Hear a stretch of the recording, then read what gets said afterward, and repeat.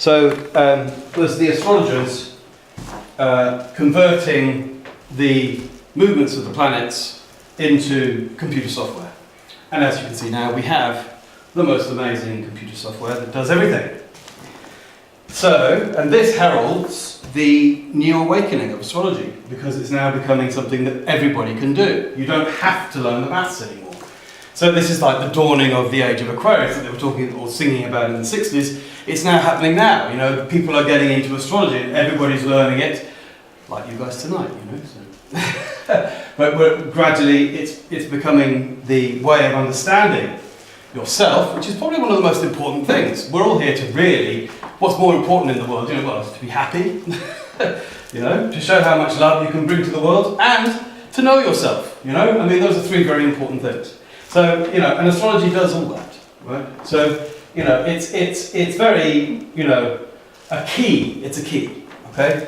It's like, and in fact, I do have a PowerPoint presentation. I should bring it up. I'll show it to you at one of the times, but when I get to the keywords a bit more. But so in astrology, we call it the keywords. But it's like, say, going to a big library. You're now standing at a threshold of consciousness and awareness, because you're looking at something. This right now is what's happening in our solar system right now. And, well, it's in London, I've said before, which is not that far away. But, so this line here, and I'll just start to gradually do it bit by bit, okay?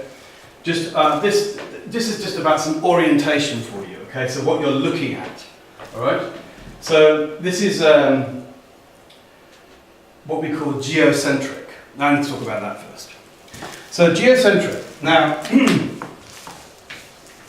for thousands of years, and this goes right back to the Babylonians, the Mesopotamians, the Sumerians. They needed to know what it was all about. You know, it's the idea of discovering. So where are we? You know, what is this planet? What is life? What is? So they had to work out their place, as it were. And they noticed, of course, you know, one of the great wonders of life is that we live with half the sky. You know, we're on the surface, and there's a half sky all the time. You know, we have sky all around us. So we have to have some sort of relationship to that sky, you know?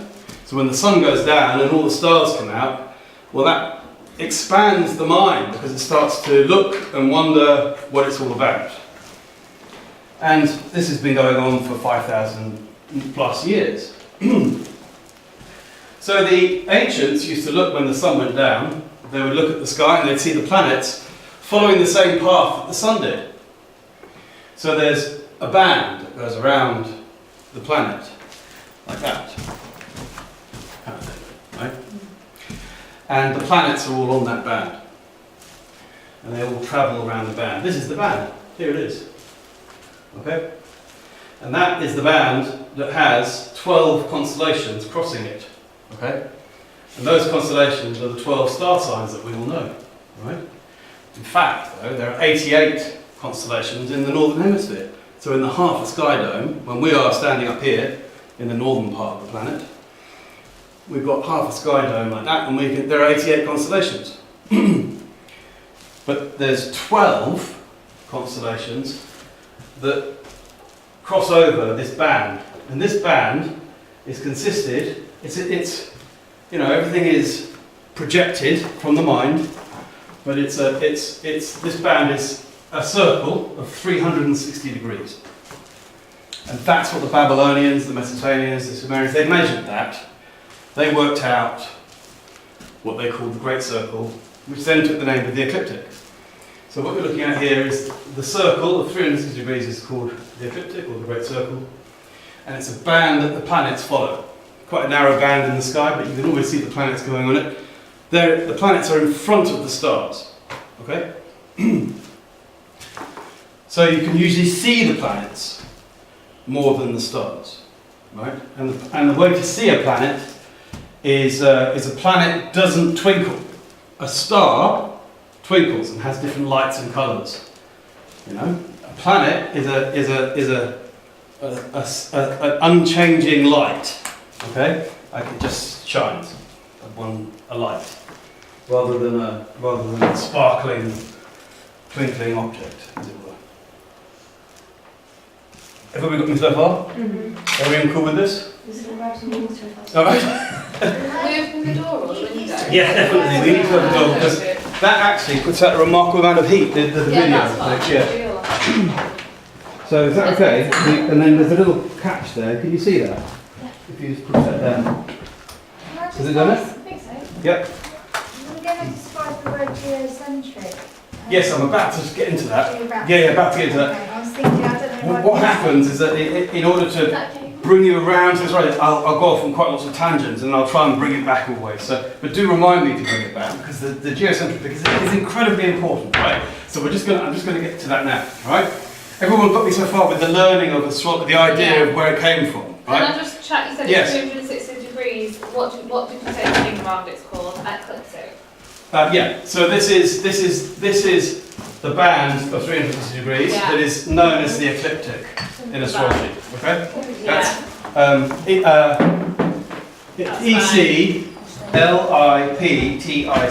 Ecliptic. Ecliptic. Yes. It's probably in handouts eventually. It'll be one of the handouts. Okay. Everyone cool? Yeah. Yeah. Right. So, yes, geocentricity, and then that will tie even more together, a sort of unifying everything into a sort of overall philosophy. Right, so this is the solar system, okay, from planet Earth, right? It's not from, it's from where we're standing, right? So this is where, technically speaking, where we're standing, sort of in the middle, right? And there is let me do geocentricity first. Now, up until Nicholas Copernicus, 1542, discovered that the Earth was going around the Sun, the world viewpoint, everybody believed, and this went back millennia, I mean thousands and way past even the written word, okay? Everything was geocentric, okay? That meant that from our perception, take yourself standing, here you are, you're standing like that, got 5 sensory phenomena, so you're looking in your world around you, right?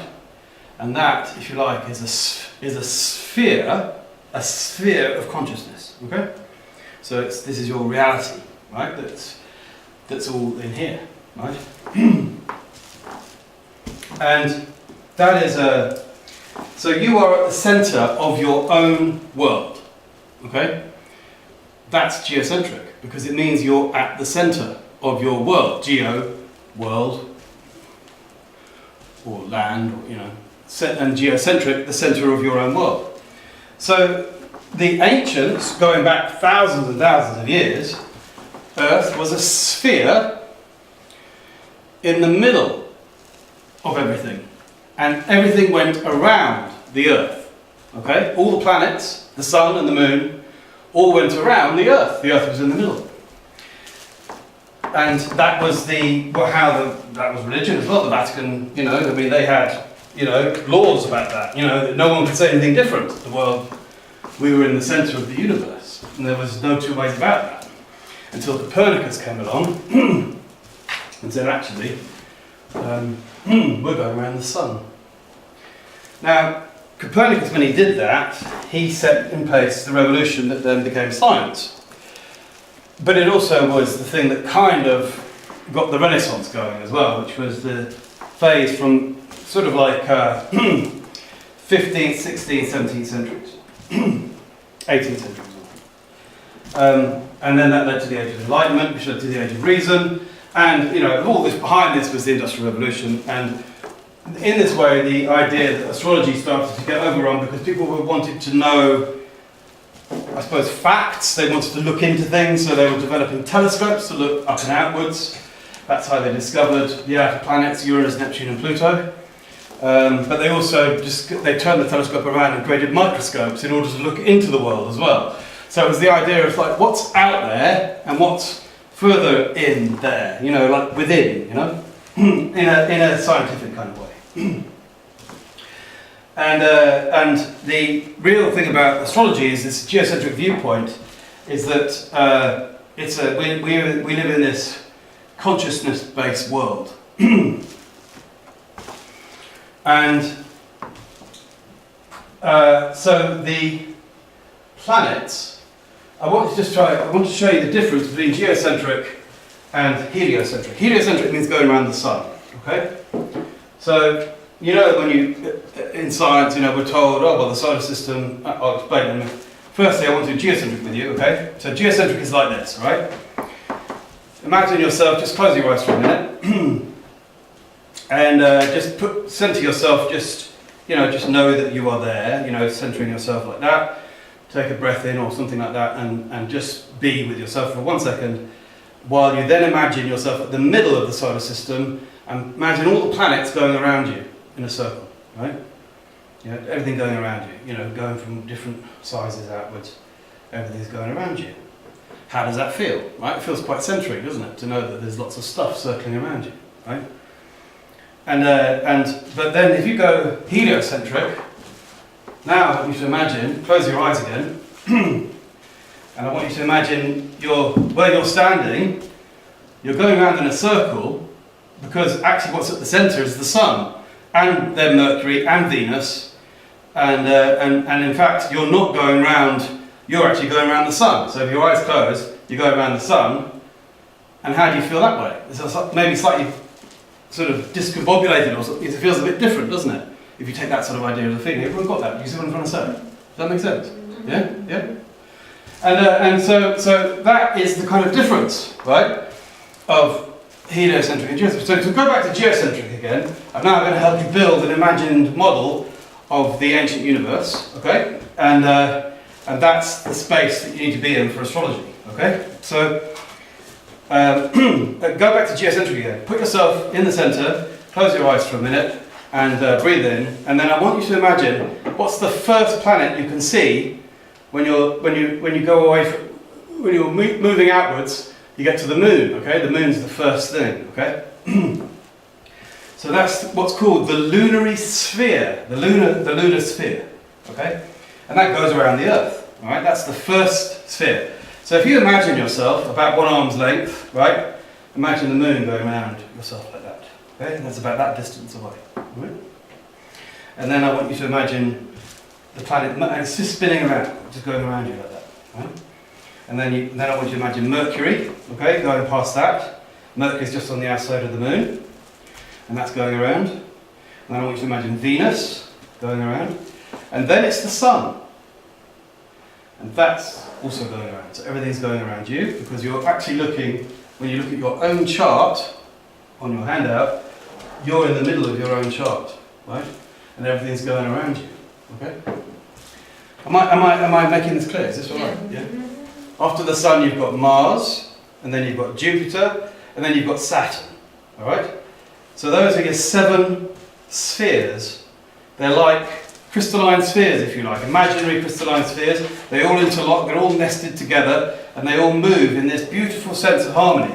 Past Saturn is the primum mobile, which is where God and the angels are.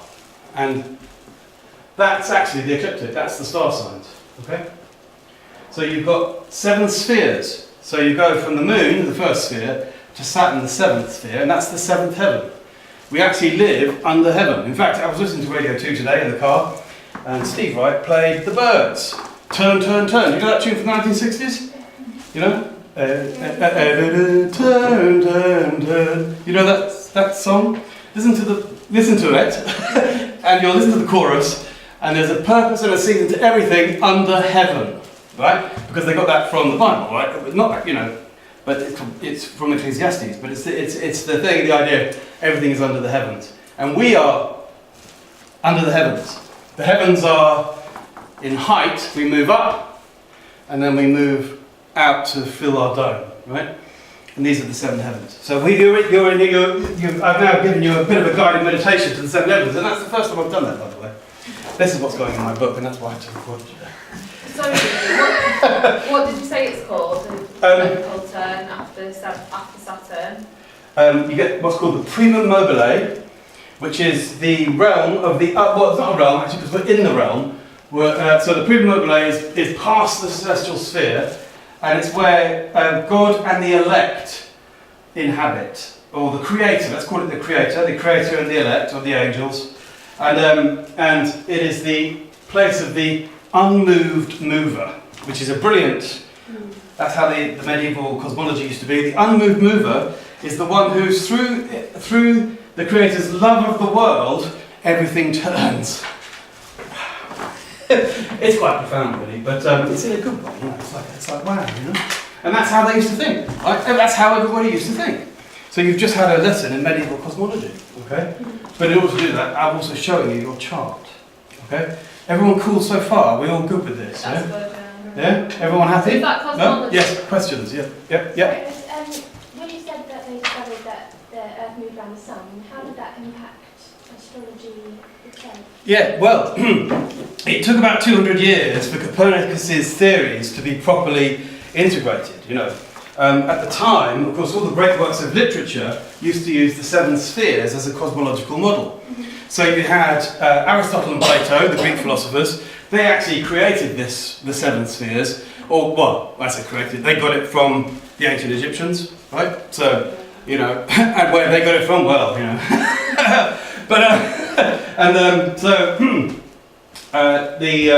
So the Greek philosophers took the Egyptian model of spirituality, adapted it to their own. So Plato was a student of Socrates. Aristotle was a student of Plato. They both wrote phenomenal amounts of work about all sorts of things, you know, all astrological. And that was around about 300 to 200 BC. And then we had the Roman authors, lots of astrology, of course. Everyone did astrology in those days. So there's loads of documentation in Latin, all that sort of stuff. And then we had the Middle Ages, I guess, started after the Roman Empire. Vatican adopted this as their system, although they didn't encourage people to practice astrology. They encouraged people just to believe that we were at the centre. That was the spiritual outlook of things. Everything, of course, was Catholic up until Henry VIII.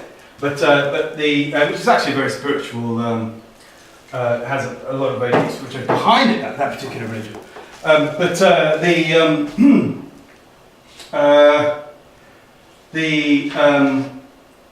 The first authors really to talk about this was Dante, Divine Comedy. He talked about the ascent to paradise, which was through the seven spheres. So in the Divine Comedy he talks about that. It's a big poem. And then Shakespeare, Geoffrey Chaucer. Chaucer's Canterbury Tales is very, very astrological. And as you read it once you've learned some symbols, right? Once you've learned all this, you know, you can read Canterbury Tales and you're going to absolutely love it because you have new eyes for it. You'll be like, oh my god, and it's really fun to read. It's actually hilarious, you know. And then Shakespeare was such an astrologer. He talks about, all the time, he talks about rays and lights. He talks about everything. You know, my favourite quote at the moment is from Hamlet, because I want to put a lot of Shakespeare into my book, not too much, but just enough to get people interested. But my favourite quote at the moment from Hamlet, Act 2, Scene 3, I've taken it out of context, but he goes, "Oh, to be bound in a nutshell, whilst at the same time king of my own infinite space." That is quantum physics, right? Oh, to be microcosm, bound in a nutshell, whilst being infinite space. Yeah. So that's an astrologer talking. You know, that's Shakespeare, right? And of course, he did all his plays in the globe. And what's the globe? It's a globe, right? You know, it's like a sphere, and the thing was circular. I had the tour recently. I went up to the Globe Theatre and had a tour, and you can look at this into Google and just look at pictures of the stage of the globe. In the back of the stage, they've got on the ceiling above the stage is a zodiac, okay, the 12 signs of the zodiac, right? And on the back of the stage, there are 7 backdrops of the 7 planets, because Shakespeare personified the planets, okay? So, you know, Mercury, Venus, you know, Romeo and Juliet, you know, Macbeth would be Mars, of course. Hamlet would have been Mars. Jupiter would be, King Lear, of course, would be the sun. Jupiter would be Prospero. Yeah, like he was the fortune. He was like the magician, wasn't he? In Twelfth Night. You know. Anyway, you get there. He used to personify everything, and he wrote astrologically. And then after Shakespeare, there was John Milton, Paradise Lost. The idea that having been born through the 7 spheres, we'd lost our paradise. You know. So that's another great poem. You know. So all these things, and then more recently, and this is actually how I discovered this, was C.S. Lewis, the Narnia books. Okay, so Planet Narnia, or the Lion, the Witch and the Wardrobe, is 7 books. Yeah, and each book is written after a planet. So C.S. Lewis was in fact an Oxford scholar of English literature up until the 17th century. That was his speciality, and he wrote the book called English Literature up until the 17th century, excluding drama. And it's a really major work. You know, it's like Oxford University Press, but a hardback book like a dictionary. You know, and in it he realised that the medieval cosmology, that the great literature people were using the 7 spheres as their ways of seeing the world. So what I'm trying to tell you here is it's an imaginary world, because I see astrology is intangible, right? We can't say, well, that's Mars, you know. It's not, is it? You know, but through your awareness and it's a experience, if you like. That it's an energy, it's a frequency. You know. Everyone cool with this so far? Yeah. What All right. book that you referred to would be fun to read? What was that called? Which one? You mentioned a book. Canterbury Tales. Canterbury Tales by Geoffrey Chaucer. It's brilliant. Yeah. And once you've learned some stuff, then you start to think seasonally. See, the key to astrology, right? So I'm giving you lots of stuff. I don't know if this is still recording. Oh, I think it is. Great. Right. The key to astrology is understanding. All it is it's the art of time. Okay. This is time and space. All right. And time is the seasons. Right, every year we've got the 4 seasons, right? They keep on moving, don't they? You know. So at the moment it's the last day of summer, right? Or the last few days of summer. In fact, on Monday, the sun will go into Libra, and that will be the autumn equinox, the beginning of autumn, which is, technically speaking, that line there. And so